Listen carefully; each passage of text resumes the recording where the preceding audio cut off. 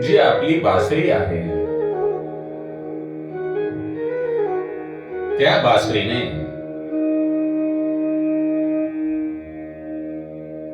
सर्वांना एवढे मोहून टाकत होता.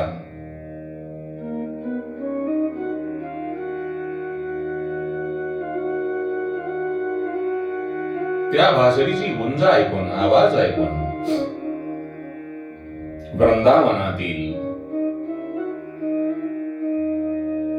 दोन गोपिका एकमेकीजवळ बोलत असतात. त्या म्हणतात,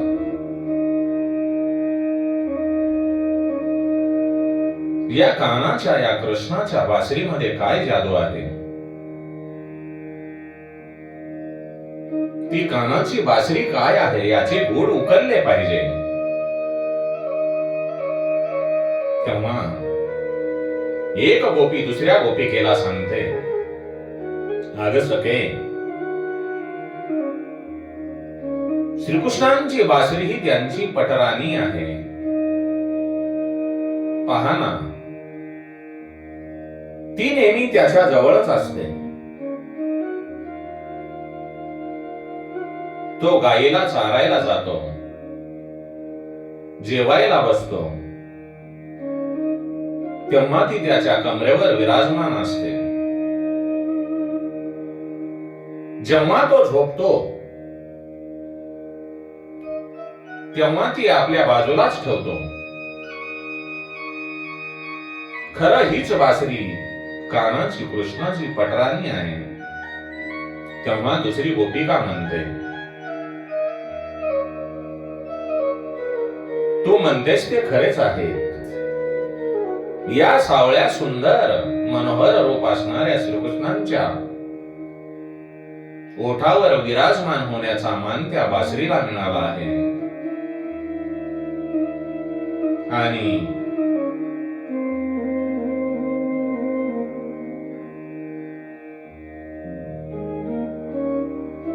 जी बासरी श्रीकृष्णांच्या ओठावर विराजमान झाली की तिच्या स्वरातून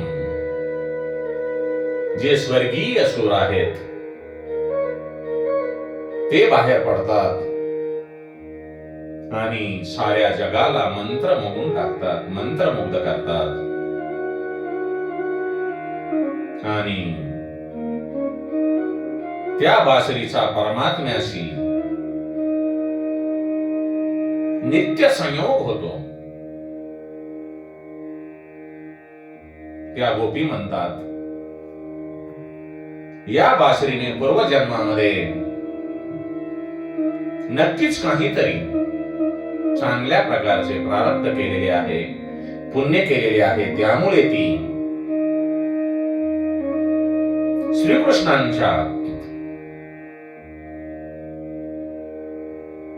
आधार अमृतांचे दान या जन्मी तिला मिळालेले आहे. मग दुसरी गोपिका म्हणते, खरंच हिने काहीतरी तपश्चर्या केली असेल, म्हणून ती कानाच्या ओठावर विराजमान झालेली आहे.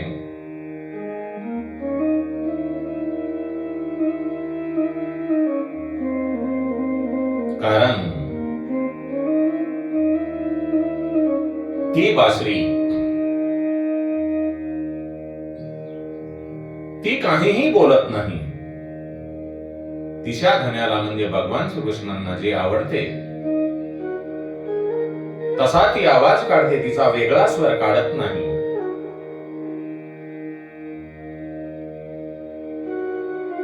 म्हणून मनुष्य सज्जन असो किंवा दुर्जन असो, साऱ्यांनाच बासरीचा सूर आवडतो.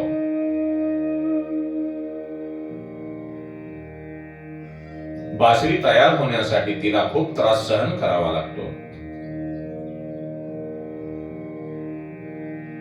म्हणून ती भगवंताच्या सन्मुख आहे.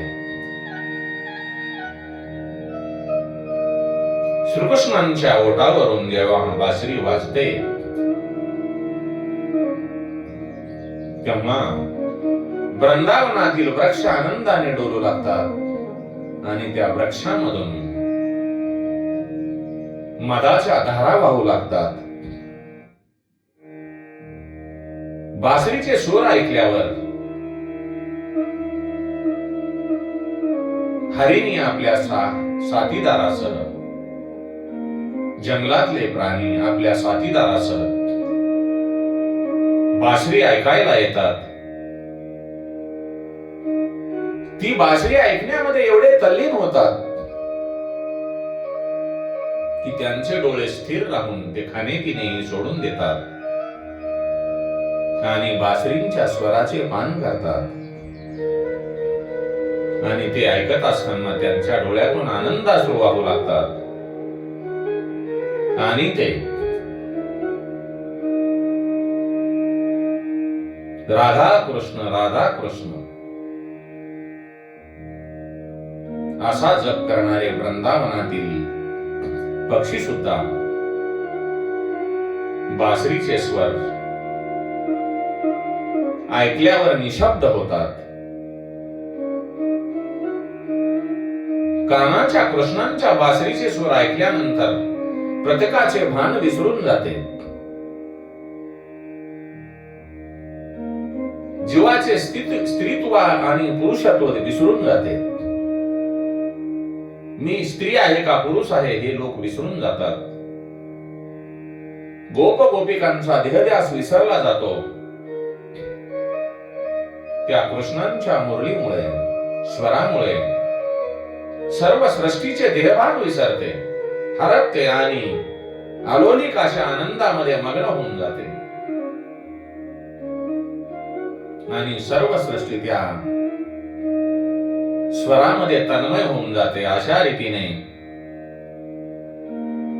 नाद ब्रह्मांची उपासना झाल्यावरच रासलीलेमध्ये प्रवेश मिळतो.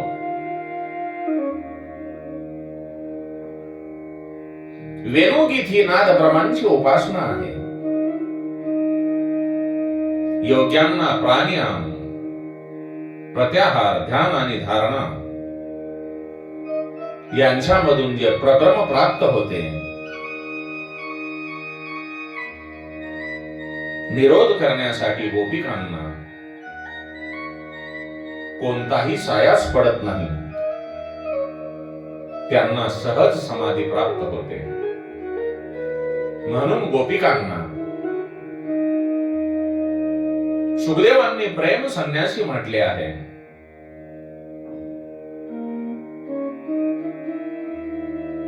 सुखदेवासारख्या भगवान शिवशंकराचा अवतार असणाऱ्या सुखदेवांना सुद्धा अशा या परमयोग्याला देखील गोपिकांची प्रशंसा करण्याचा मोह आवरलेला नाही. मनुष्याच्या जीवनामध्ये मनुष्याच्या अंगी ज्ञान आणि भक्ती वाढली तरच भगवंताच्या रासलीलेमध्ये प्रवेश मिळतो. ज्ञान आणि भक्ती वाढविण्यासाठी प्रवृत्ती कमी करून निवृत्ती वाढवणे आवश्यक आहे आणि भगवंताच्या रासलीलेमध्ये प्रवेश मिळणे हे भागवताचे फळ आहे. रासलीलेमध्ये स्त्री पुरुषांचे मिलन नाही, ते मिलन आहे पूर्ण पुरुषोत्तम आणि जीवाचे, भगवंताचे आणि जीवाचे.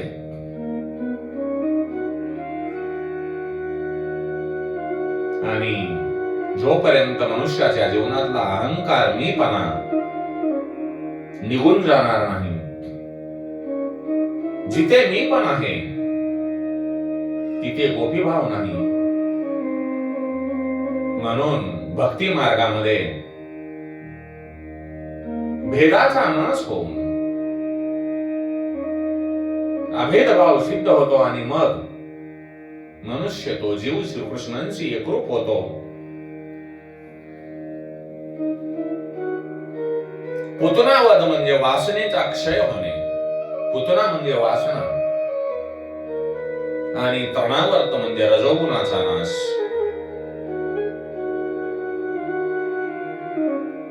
वासना आणि रजोगुणाचा नाश झाल्यानंतरच मनुष्याच्या अंगी सात्विकता येते. जोपर्यंत त्याच्या शरीरामध्ये मनामध्ये वासना आहे, रजोगुण प्रवृत्त आहे, तोपर्यंत त्याच्या अंगी सात्विकता येणार नाही. शरीरातील एका एका इंद्रियांना जेव्हा भक्ती रसांची पुष्टी मिळते, तेव्हाच संसार रूपी जो आपला दावाग्नी आहे, जो अग्नी आहे, तो शांत होतो आणि कानाने श्रीकृष्णांनी गायलेले वेणुगीत ऐकू येते. ही झाली भगवंताच्या श्रीकृष्णांच्या रासलीलेमध्ये प्रवेश करण्याची तयारी. रासलीलेमध्ये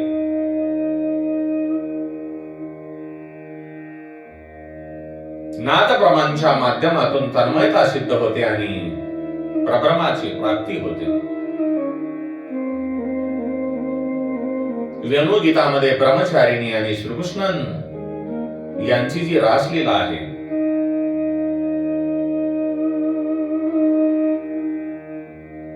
विप्र स्त्रियांच्या प्रसंगामध्ये विवाहित गोपिका आणि श्रीकृष्ण यांच्या लीला आहेत. गोवर्धन लीलेमध्ये वानप्रस्थ गोपिका आणि श्रीकृष्णांच्या रासलीला आहेत.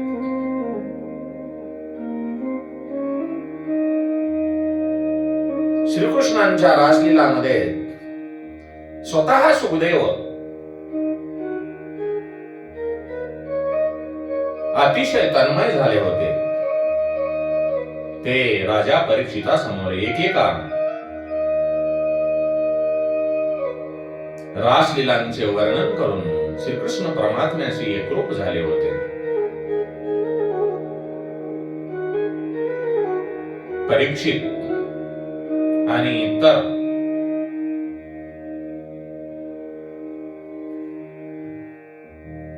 जो श्रोता समुदाय कथा ऐकण्यासाठी, भागवत कथा ऐकण्यासाठी एकत्रित झालेला होता, त्यांना सुद्धा वाटले की सुखदेवांच्या मुखातून स्वतः भगवान श्रीकृष्ण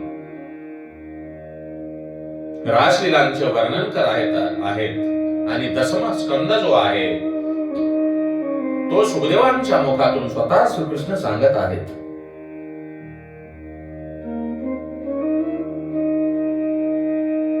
जीव आणि परमात्मा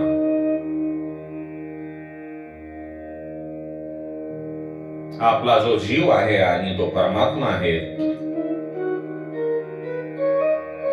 यांच्या मिलनामध्ये, यांच्या एकरूप होण्यामध्ये वासना रूपी आपली जी वासना आहे, ते वासना रूपी वस्त्र आड येते. मनुष्याची जी इंद्रिय आहेत, या इंद्रियामधला काम काढणे हे सोपे असते, पण आपल्या बुद्धीमध्ये जो काम आहे,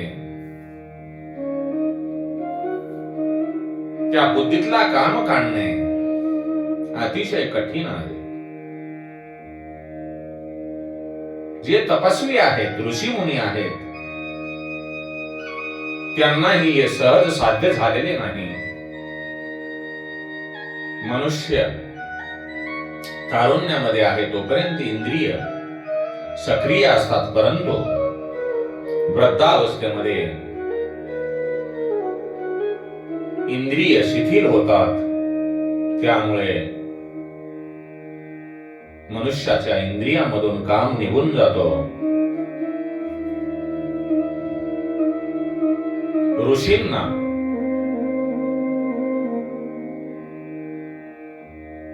बुद्धिगत कामावर विजय मिळविता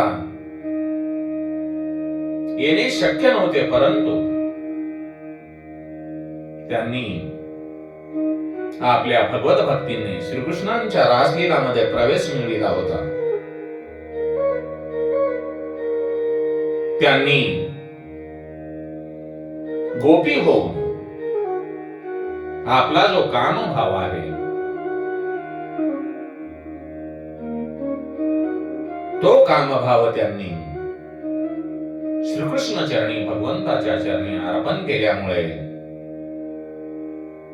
ते निष्काम झालेले होते.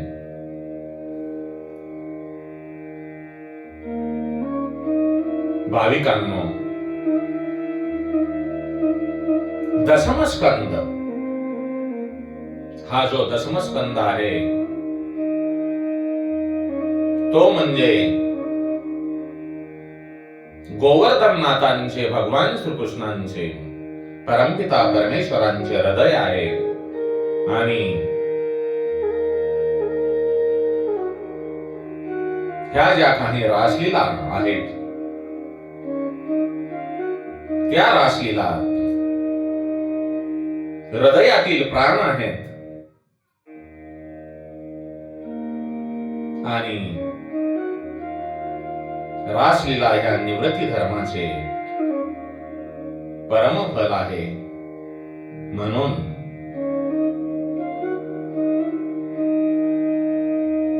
जोपर्यंत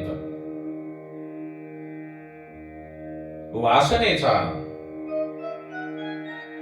आणि रजोगुणाचा नाश होणार नाही आणि तो नाश झाल्यानंतर आपल्या अंगी सात्विकता मानल्याशिवाय आपणाला भगवंताच्या रासलीलेमध्ये प्रवेश मिळणार नाही. म्हणून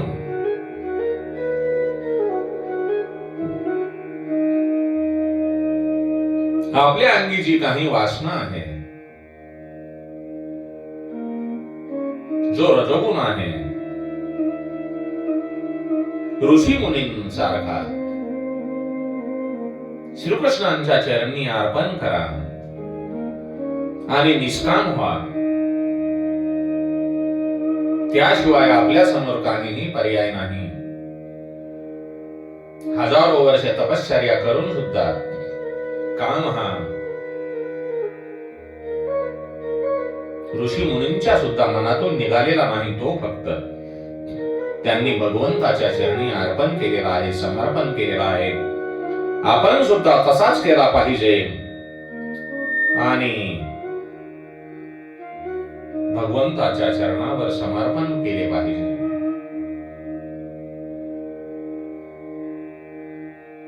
म्हणून आपण भगवंताचे भजन करून आपलं जे काही तन धन आहे, कुटुंब आहे, परिवार आहे, भगवंताच्या चरणी समर्पण करा.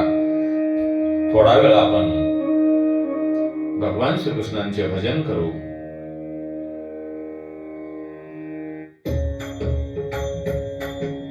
इतनी कृपा सावरे बनाए रखना, इतनी कृपा सावरे बनाए रखना, मरते दम तक सेवा में लगाए रखना. इतनी कृपा सावरे बनाए रखना, मरते दम तक सेवा में लगाए रखना. इतनी कृपा सावरे बनाए रखना, मरते दम तक सेवा में लगाए रखना. हे काना, भगवंताच्या चरणावर आपलं तन मन धन पूर्ण कुटुंब समर्पित करत असताना भगवंताला विनंती करा. हे काना, हे कृष्णा, मी पूर्ण मनाने, तनाने, शरीराने, धनाने आपल्याशी एकरूप झालेलो आहे. तुम्ही माझ्यावर एवढी कृपा करा. माझ्या जीवामध्ये जीव आहे तोपर्यंत फक्त मला आपल्या सेवेमध्ये तत्पर ठेवा. आपले नाम संकीर्तन माझ्या मुखाकडून घडवून घ्या. इतनी कृपा सावरे बनाए रखना, इतनी कृपा सावरे बनाए रखना, मरते दम तक सेवा में लगाए रखना. मरते दम तक सेवा में लगाए रखना. इतनी कृपा सावरे बनाए रखना, मरते दम तक सेवा में लगाए रखना, मरते दम तक सेवा में लगाए रखना। तू मेरा मैं तू काना, राजी मैं राजी, मैं तेरा तू मेरा काना, तू राजी मैं राजी। तेरे नाम पर लिख दी मैंने इस जीवन की बाजी, तेरे नाम पे लिख दी मैंने इस जीवन की बाजी। लाज तुम्हारे हाथ में बचाए रखना, लाज तुम्हारे हाथ में बचाए रखना। मरते दम तक सेवा में लगाए रखना, इतनी कृपा सावरे बनाए रखना, इतनी कृपा सावरे बनाए रखना।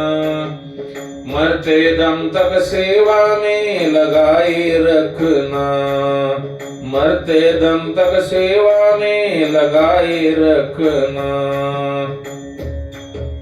जन्म जन्म तक तेरा मेरा साथ कभी ना छूटे, जन्म जन्म तक तेरा मेरा साथ कभी ना छूटे। छूट जाए सांसों की लड़िया तार कभी ना टूटे, छूट जाए सांसों की लड़िया साथ कभी ना छूटे।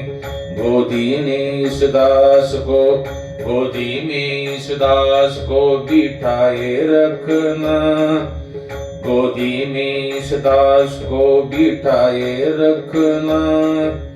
मरते दम तक सेवा में लगाए रखना, इतनी कृपा सावरे बनाए रखना। मरते दम तक सेवा में लगाए रखना, इतनी कृपा सावरे बनाए रखना। मरते दम तक सेवा में लगाए रखना, मरते दम तक सेवा में लगाए रखना। बोलो गोपाल कृष्ण भगवान की जय। राधा रमण हरि गोविंद, राधा कृष्ण हरि गोविंद, राधा रमण हरि गोविंद, राधा कृष्ण हरि गोविंद, राधा रमण हरि गोविंद, राधा कृष्ण हरि गोविंद। गोविंद बोलो हरि गोपाल बोलो, गोविंद बोलो हरि गोपाल बोलो, गोविंद बोलो हरि गोपाल बोलो, गोविंद बोलो हरि गोपाल बोलो, गोपाल बोलो हरि गोविंद बोलो, गोविंद बोलो हरि गोपाल बोलो। ओम नमो भगवते वासुदेवाय नमः, ओम नमो भगवते वासुदेवाय नमः, ओम नमो भगवते वासुदेवाय नमः, वासुदेवाय नमः, वासुदेवाय नमः।